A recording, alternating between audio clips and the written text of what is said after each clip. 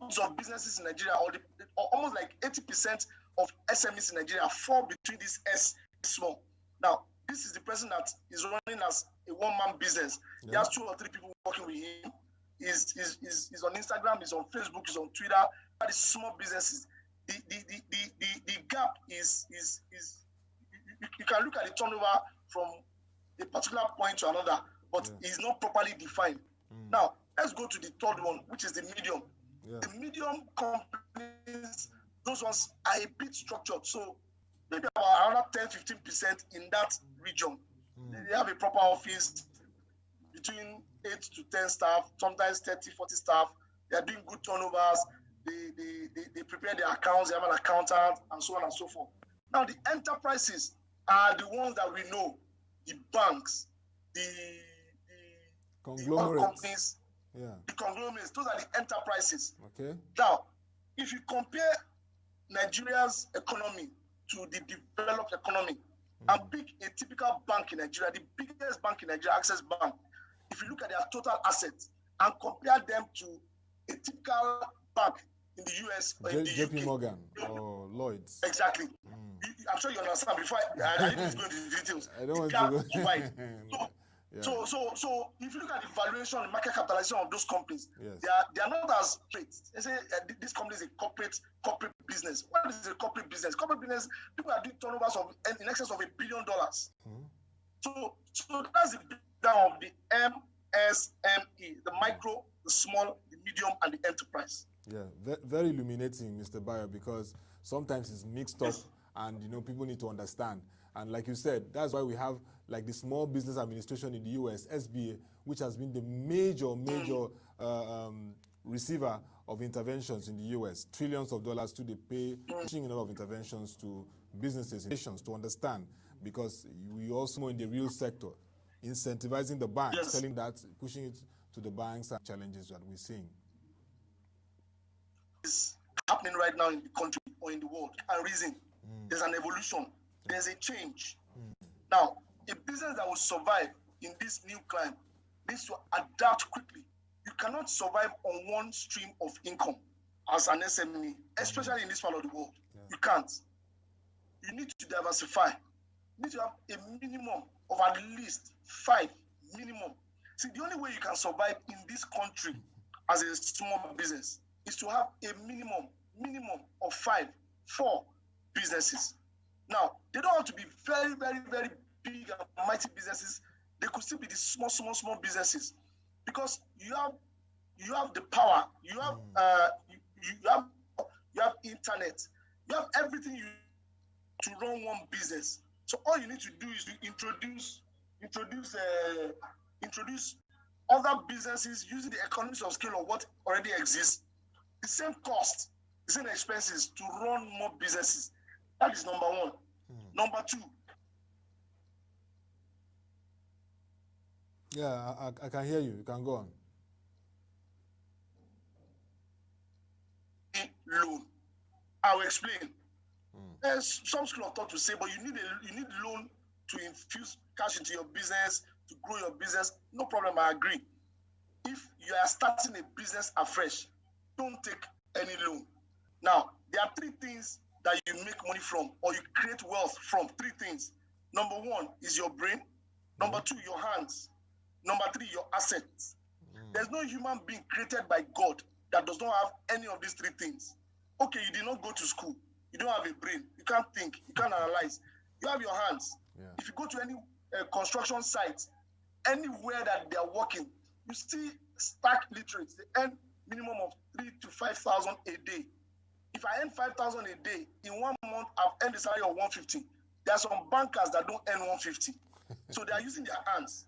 It's the Bayo putting bankers on the spot, but no problem.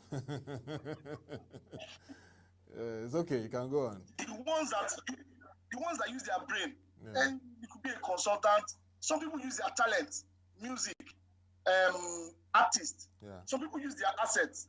So there are some people, they say logistics is doing well now, or because of e-commerce. Now we are forced to embrace e-commerce now, because people are not moving up and down again. If I want to buy something, I don't need to go to Computer Village now. I can call, I don't even need to go to any platform. I can call the guy Chinedu, I won't buy phone. Oga, na 20K. Chinedu sends me his account number. I send 20K to Chinedu. Chinedu, let me send the phone. Chinedu looks for a bike, a car, or anybody. They bring the phone to my house, and I pay 1K, 1.5 for the delivery. Now, you have an asset.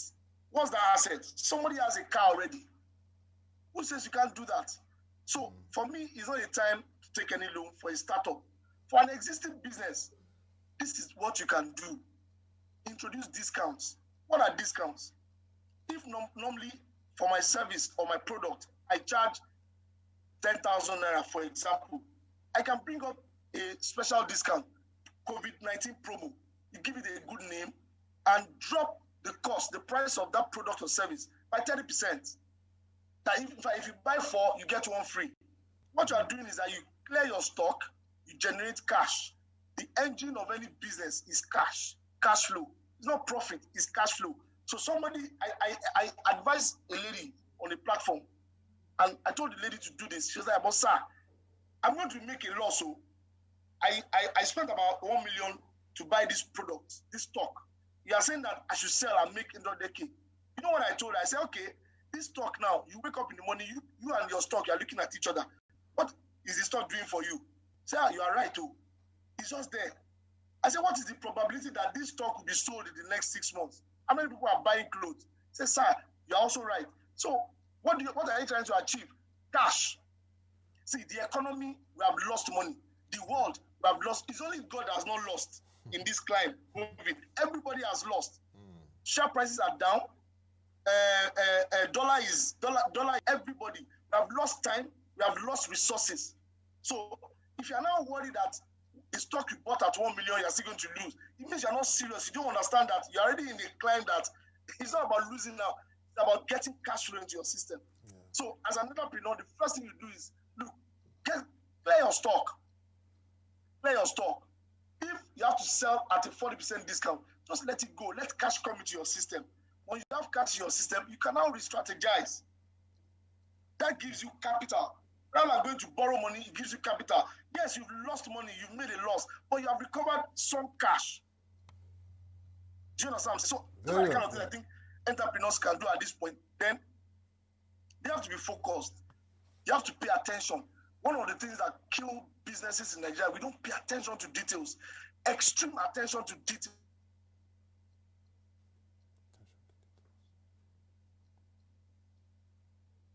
Mr. Bayo, can you hear me then? Life. Okay. You know, and there's this rule I give people that want to start businesses. I call it 90-90. It's my rule. I came up with it, 90-90. What it means is that once you start a business January 1st, for the next 90 days, 90% of your time at attention. In fact, you might need to even leave your wife. Give your wife and children 10%. No, I'm not joking. But you have to give that business 90% attention for 90 days. Okay. In 90 days is a cycle. 90 days is a cycle. Every problem, every issue, every risk, every pit hole, every pothole that can come out of that business, you will see it.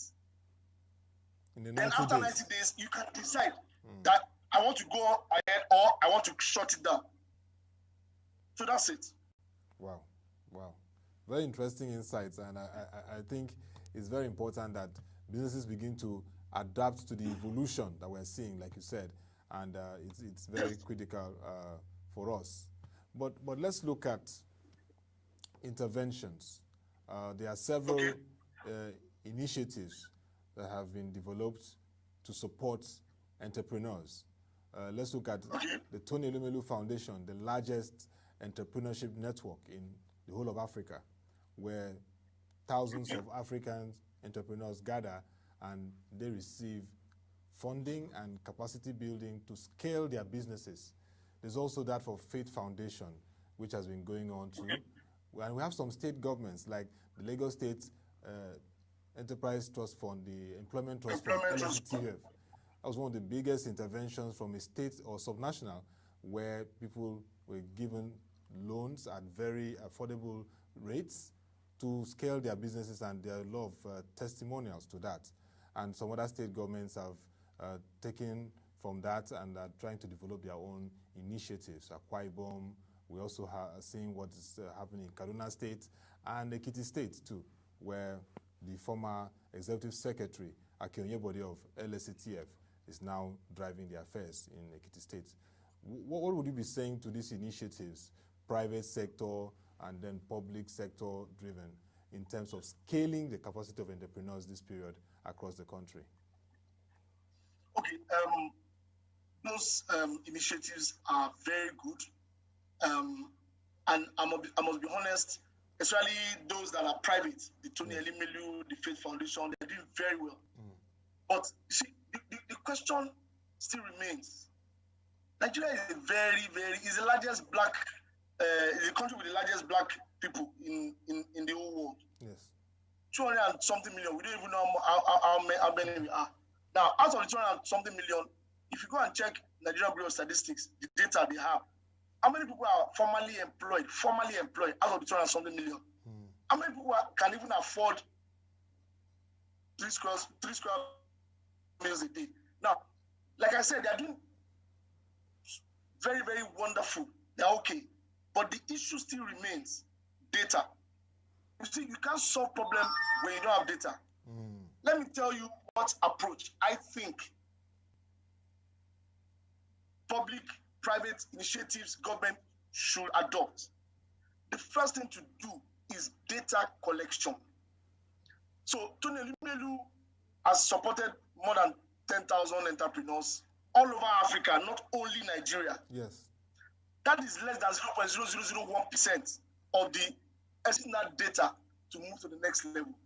But when we go to the public sector, the government, if I become a governor of a state, I tell you that the first 2 years or the first 18 months for SMEs, for small businesses, for the population, what I'm going to be doing is data collection and data gathering. I'm going to set up a special ministry, only data. We just need data. Because from data, or with data, you can do a lot. So data collection, like you said, priority. I'm sorry, I'm taking you back. No problem. See, whatever CBN tries to do, the government is doing, trader money, all this money, COVID-19, you cannot solve that problem. That's not the way to solve problem. You don't throw money at problems. You enter the problem. You see, you only solve a problem by going towards the problem. You don't run away from it. Yeah. How do you run away from problem? You throw money. How do you throw money at problems? Oh, release 50 billion and let them apply through a platform. How many SMEs have access to the internet? Because how do you want them to get the money? These COVID loans, maybe 1 or 2 people are getting it. But it doesn't solve the problem. We are still back to where we are. The same set of people that have been taking loans from the banks are still the ones taking the COVID-19 loans. So it comes down to data. Anyone that wants to do anything on SME is not a 1 year or 2. It's almost a lifetime program. You have to get to the root. See, I had a discussion with Boasin on Channels TV 2 years ago. Yeah. And I told them that, see, the same way we conduct elections in Nigeria, can you imagine that more than 60 million people vote? We go to the wards, from every ward to each other, from word to word, people register. How to do that? Can we DNG and say, look, in this ward, local government, to all the barbers come and line up. Let's register you. All the hairdressers, all the tailors, gather this data. It's going to take a while. It's painful. It's hurtful. It's going to take time.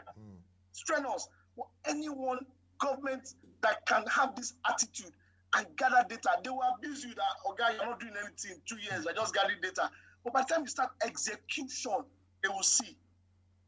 That's the only way. See, we will never develop as a country without data. Forget it. We can't. Look at, we're having a session online. That's what we're doing. Yeah. I don't need to come to your studio. You don't need to come anywhere. So we have got to a point where there's an evolution. And the only way to catch on to this evolution is data. See, there's no English, there's no grammar, there's no... Go and bring any Harvard professor. Go and bring them, Okonjo-Iweala, all the Harvard women, all the big women. There's no English or thesis they can write. If there's no data, everything will fail. It's as simple as that. So that's been the game changer over the years for developed economies to be able to intervene, and even in major emerging economies like India and Brazil and China. It's data. Okay. It's data. Data. It's as simple as that. It's data. And we can do it in Nigeria. If we can conduct elections and Iyataju in one local government in Ikorodu has a voter's card, Iyataju can line up in the sun for 3 hours to vote for you. I don't know if you understand what I'm saying. I understand. It's a very painful, and it's something I want to. I just feel like I wish I had the means to do this. Honestly, it's not about money. It's about once you have that data. I'm telling you, even for the government to prepare. How do you prepare budget? What is budgeting? You sit in one room and you prepare a budget, zero-based budget. What did we spend last year? Let's just increase by 10%. Do the same thing. Go to the house. We reduce again. No, budget is based on data. How many addresses do we have? What are we doing for these guys? We don't. If you go into all these details, we won't finish this interview. But I'm sure you get. I can see the passion. No, data is very critical, Mr. Bayo, from what you've said, and whatever we have to do to support that data process is very important. You can see already what has been happening with the National Bureau of Statistics, led by Dr. Yemi Kale. How data is being appreciated, how investors, how analysts, how even students are embracing data and understanding the developments in the country, whether it's from poverty, whether it's from unemployment, our growth rates, sectors that are thriving, sectors that are weak, and that need a lot of drive to come up. Data is very important, like you said, and for entrepreneurship, it will become a very, very important avenue for policymakers and even the private sector to begin to explore how they can leverage enhancing data. And that brings me to second half of the year, the build of the second half of the year. Go on. Sorry to cut you. Go on. Sorry to cut you. Yeah. So the CBN instructs, or no, let me use the Nigerian term, orders the banks to fund the real sector and tell them to increase their loan to deposit ratio by a certain percentage. Also reduces the interest rates. Now the question is that how will the banks fund the real sector when they don't have the data? They don't have the data of these guys, 1, 2. They don't know their character or their attributes. There's no history. So you just expect them to bring out money and give to these sectors. So I don't blame the bank. I'm actually on the side of the banks. They can't do, they won't do it. These are privately run organizations that answer to shareholders. So you don't expect, so they just bring out 100 billion and give to SMEs. And everybody is complaining, banks are not giving us loans, banks are not giving us loans. No, business is not done that way. You understand? I understand you. I think that means that the existing agencies like SMEDAN will have to work more with the likes of the National Association of Small Medium Enterprises and the Association of Small Business Owners of Nigeria, ASBON, and various other associations like barbers, hairdressers, welders, carpenters across the country to begin to gather data and work with government in that regard.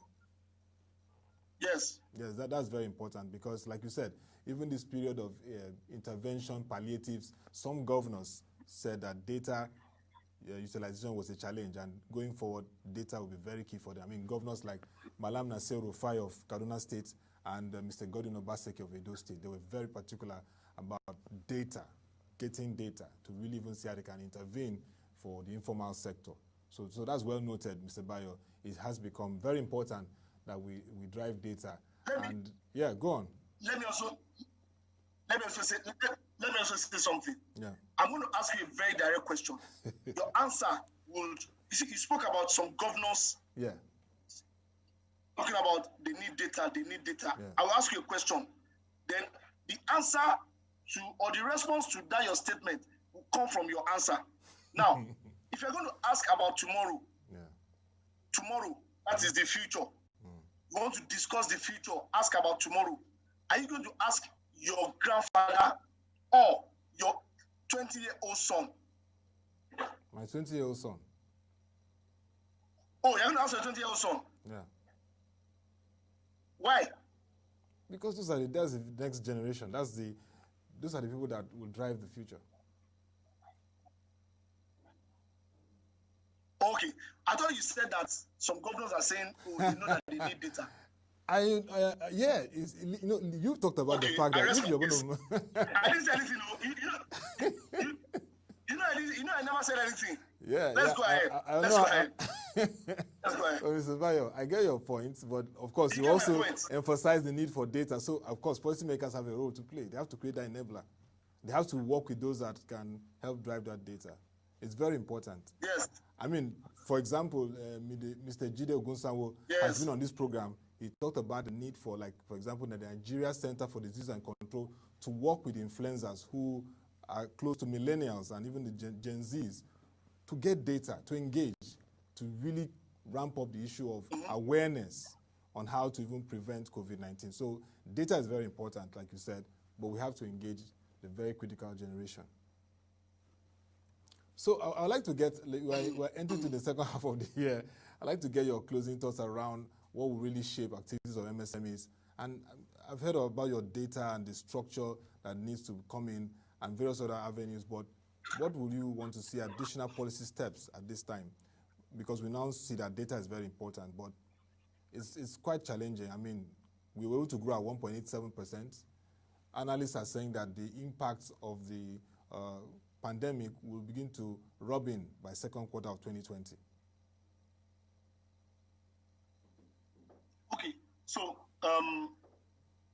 I'll go the local routes. I'll use conventional wisdom to answer that question. Okay. And I'll pick it from 4 different parts. We'll speak about the government, we'll speak about the financial institutions, we'll speak about the entrepreneurs themselves, and so let's start from government. Now, COVID-19 has damaged the world. There's nothing we can do about that. Now, what the government needs to do is not to do any knee-jerk, no knee-jerk reaction. Don't try to solve a problem like that, because COVID-19, coronavirus, is now a part of us. It's going to be like a malaria. 2-3 years and like that. What do you now corona get do me? Okay, no problem. You don't go hospital. That's why. So we need to get used to it. Yeah. That's the reality. The way we talk about malaria today is the way we talk about COVID-19. It's going to be like that. So government, be careful. No knee-jerk reactions. Oh, don't try to quickly do anything. This is the time to begin to gather that data, because you have been hit by corona. Let's make it right. You cannot solve a problem by creating another problem. And how do you create more problems? Throwing money into the economy, palliative. No, you are creating more problems. If you give me palliative of 10 million, I'll pay my debts, I'll pay my children's school fees before I put it in the business. That's the reality. That is the reality. You give somebody 2.5 million loan to put in the business. He's not a fool. He will first pay school fees, he will pay house rent, because it's only in the developed countries that the landlords are saying, okay, no problem, I'll give you moratorium. Nigerians, landlords are asking for their rents. So you pay house rent, you sort your personal problems. Maybe only 300K will enter the business. So don't throw money. Let us go back to the drawing board. Let us start the work. Next 6 months, let's begin to gather data. Appoint people to do this thing. Now, on the part of the banks or the financial institutions, how can they support? Now, they can also begin to, most of them have SMEs, entrepreneurs, MSME desk in their banks, SME desk, in their institutions. I think what they now need to do is also not throw out money, is to find a way to inform information. They have a platform, the banks have a platform. Use your platform, like what we're doing, inform, educate the rural, let them know, create awareness, blow it up. Stop advertising that you come and give you deposit. Let us begin to advertise.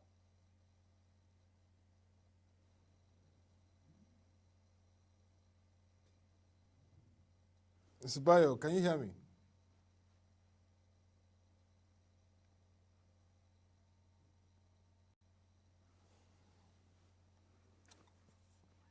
Are you there? Yes, you can wrap up now. Yes, you can continue. Yeah. So the SMEs themselves, don't panic. There's a problem already. There's a challenge already. We are already in it. So we are already inside the ocean. And we are not sinking yet. We have one hand up. We're shouting for help. So just manage, like I said, diversify your business. Have 2, 3, 4, 5 streams of income. So you don't kill that one business with all your expenses. Open other sets of business. Use your brain, use your hands, and use your assets. Use your brain, use your hands, use your asset. It's not a time to be lazy. It's time to work. If you have to work 20 hours, work 20 hours. If you have to stay awake all day, stay awake all day, because you need to survive. That is for the SMEs. That for the investors. Most investors right now are tending towards sectors that are providing necessary items. What are those necessary items? Food, shelter, clothing, medicals, logistics. Those are the necessary. Those are the areas that are really coming on board now, because nobody wants to be going up and down again. Everybody wants to be distributing, and people need to eat, people need to wear clothes, people need to move out. So for me, that's how I round this up today. Yeah. I mean, thank you very much, Mr. Bayo Ogunnusi. You've really shaken the table and really made very important points about deepening capacity of MSMEs. Can you hear me now? Yes, I can hear you now. Yeah, I want to thank you, Mr. Bayo Ogunnusi, for your insights. I mean, in terms of how we can move forward and deepen capacity for MSMEs to thrive in the country, from even the issue of data, ramping up data, creating the enabler for that. It's very important to even know how, to that data, you can intervene to all the stratas of the MSMEs, and the issue of diversifying streams of income. That is really, really important at this time. And the interesting part of the fact that we all have brains, we have hands and assets. So out of those three, we should find a space and leverage on it. These are interesting times, and we hope that MSMEs will take this to note, and even policymakers, the private sector, investors will all work together to see how we can deepen the space for MSMEs, who are the drivers of economic growth anywhere in the world. Thank you very much, Mr. Bayo Ogunnusi, CEO of TQM Capital. It was nice having you on the show, and we hope to have you in subsequent editions. It was very lively conversation. Thank you. Thank you. Thank you. Yes, and that'll be all for this edition of the Economy and Politics Show. Join us by 10 a.m. for the market review, where we'll continue our conversations around the financial markets and the economy. You can join our website, www.proshng.com, to watch our videos, read our news reports and analysis. So much. Nice. Was nice to be here. Thanks. Yes, nice one, yeah. Till we come your way again, yeah. Thank you for watching. Have a nice time and stay safe.